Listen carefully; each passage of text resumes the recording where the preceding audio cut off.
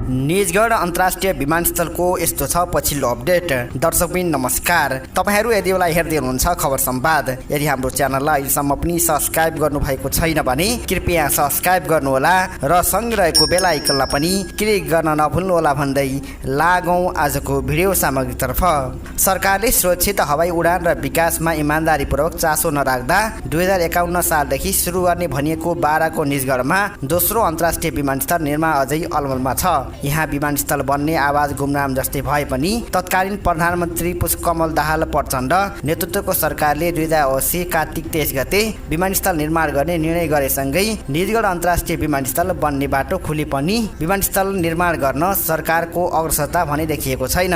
2081 साउन 9 गते बिहान 11 बजे त्रिभुवन अन्तर्राष्ट्रिय विमानस्थलमा सूर्य एयरलाइन्सको विमान दुर्घटना भयो, जसमा चालक दलका सदस्यसहित 19 जना सवार मध्ये क्याप्टेन मणिरत्न साक्यलाई घाइते अवस्थामा नेपाल प्रहरीको टोलीले सकुशल उद्धार गर्यो। बाँकी 18 जनाको ज्यान गुमाउनु पर्यो। विमान के कति कारणले दुर्घटनाग्रस्त हुन पुग्यो केही तथ्य बाहिर आइसके पनि पूर्ण आउन बाँकी छ। त्रिभुवन अन्तर्राष्ट्रिय विमानस्थल भौगोलिक दृष्टिले पनि अति नै जोखिमपूर्ण रहेको सार्वजनिक भइसकेको छ। त्यसमाथि यात्रु र हवाई जहाजको बढ्दो चापका कारण पनि यो विमानस्थलको विकल्पमा जतिसक्दो छिटो अन्य उपयुक्त स्थानमा अन्तर्राष्ट्रिय विमानस्थल निर्माण गर्नुपर्ने बाध्यता छ।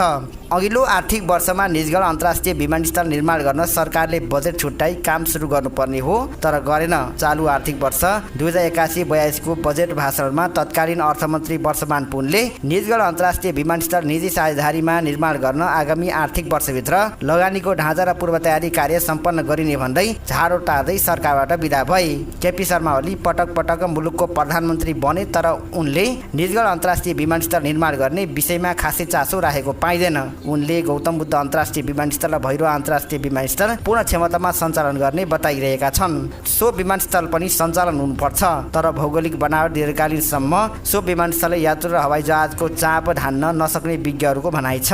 यता त्रिभुवन अन्तर्राष्ट्रिय विमानस्थलको विकल्पमा देशभरका विभिन्न स्थानमा विज्ञ टोलीले अनुगमन गरी हरेक दृष्टिकोणले निजगढ अन्तर्राष्ट्रिय विमानस्थल निर्माण गर्न उपयुक्त हुने बताइएको छ।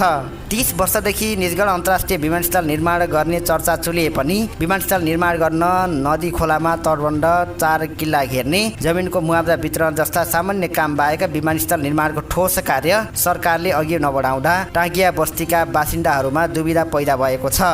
तत्कालीन प्रधानमन्त्री शेरबहादुर देउवाको सरकारले 2079 साउन 26 गते हवाई पूर्वाधार विज्ञ वीरेन्द्र बहादुर देउवाको संयुक्तत्वमा विज्ञ टोली गठन गरी निजगढ अन्तर्राष्ट्रिय विमानस्थल बनाउन सुझावसहित प्रतिवेदन बुझाएको करिब 1.5 वर्षपछि विमानस्थल बनाउने सरकारको निर्णयले आशा मात्र जगाएको छ।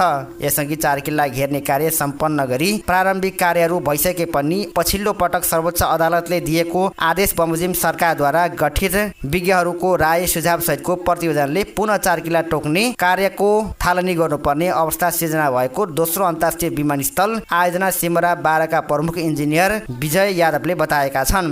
प्राविधिक टोलीले विभिन्न जिल्लाहरूको अध्ययन गरी उपयुक्त स्थान मध्य प्रदेशको निजगढ छनौट गरिसकेकोले यसको विकल्पमा अन्य हुनै नसक्ने भन्दै यसका लागि प्रदेश सरकार समेत दृढ रहेको मध्य प्रदेशका तत्कालीन मुख्यमन्त्री लालबाबु राउत गद्दीले बताएका छन्। त्यसपछिको मध्य प्रदेशका मुख्यमन्त्री सरोज यादवले पनि निजगढ अन्तर्राष्ट्रिय विमानस्थल निर्माणमा प्रदेश सरकार हर तरहले सकारात्मक हुने प्रतिक्रिया दिएका छन्।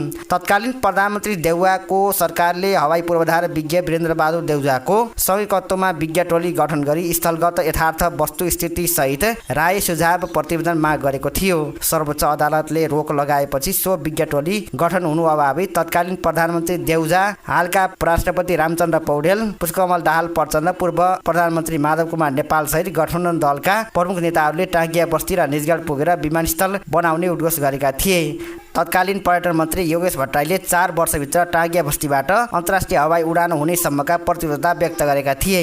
नागरिक उड्डयन प्राधिकरणले यसअघि तयार गरेको वातावरण प्रभाव अध्ययन प्रतिवेदनलाई मान्यता नदिई विज्ञको सुझावको आधारमा पुनः वातावरण प्रभाव अध्ययन गर्न सर्वोच्च अदालतको स्पष्ट आदेश छ। उक्त आदेश अनुसार सरकारको निर्देशनमा विज्ञहरूको टोली गठन गरी स्थलगत अध्ययन गरी सो प्रतिवेदन तयार गरी 2079 असोज 2 गते सरकारलाई बुझाएको थियो।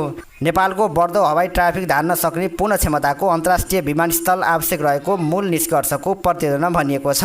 पूर्ण क्षमताको अन्तर्राष्ट्रिय विमानस्थलका लागि उपयुक्त स्थान काठमाडौँ तराई मधेस द्रुतमार्ग पूर्व पश्चिम राजमार्ग जोडेको पसाहा नदी तथा बकैया नदी बीचको करिब 9000 हेक्टर क्षेत्रफलभित्रको करिब 4000 हेक्टर क्षेत्र उपयुक्त छ। पूर्ण क्षमताको अन्तर्राष्ट्रिय विमानस्थल निर्माणका लागि आवश्यक जग्गा प्राप्त गरी प्रभावित सरकारवालालाई कानुन बमोजिम मुआवजा क्षतिपूर्ति तथा पुनर्वासको व्यवस्थापन गरी निर्माण कार्य गर्न सिफारिस गरिएको छ। विज्ञ टोलीले 3 चरणमा विमानस्थल निर्माण गर्न सरकारलाई सुझाव दिँदै पहिलो चरणमा 2वटा धावन मार्ग, दोस्रो चरणमा तेस्रो धावन मार्ग र तेस्रो चरणमा चौथो धावन मार्ग निर्माण गर्न राय सुझाव दिएको छ।